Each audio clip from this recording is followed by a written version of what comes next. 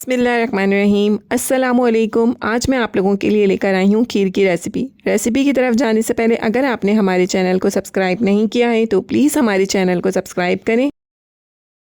अब मैं आपको बताती हूँ रेसिपी के इंग्रेडिएंट्स। 2 किलो दूध, 1 प्याली चावल बासमती राइस के अलावा हाफ़ कप शुगर है। ये बादाम और पिस्ते हैं जो मैंने ग्राइंड करके रखे हुए हैं। अब हम सबसे पहले दूध बॉईल करेंगे।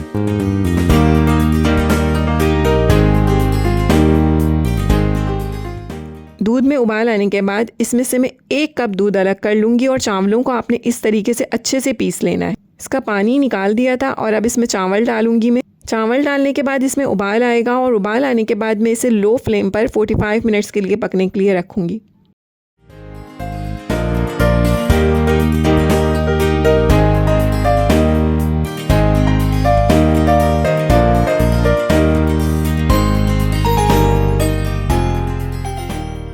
इसमें चावल देखें अच्छे से गल गए हैं।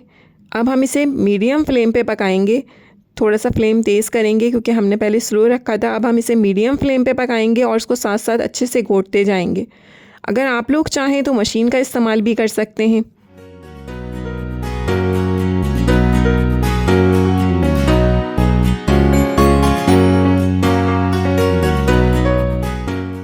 ये देखें साथ साथ में इसे घोट रही हूँ और खीर आप देख रहे हैं कितनी गाढ़ी हो चुकी है। अब मैं इसमें शुगर ऐड करूँगी।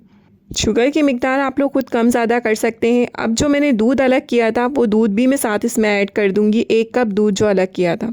अब हम इसे तब तक पकाएंगे जब तक इसमें बबल्स ना उठने लगे। जैसे ही इसमें बबल्स आएंगे इसका मतलब खीर जो है वो हमारी तैयार हो चुकी है।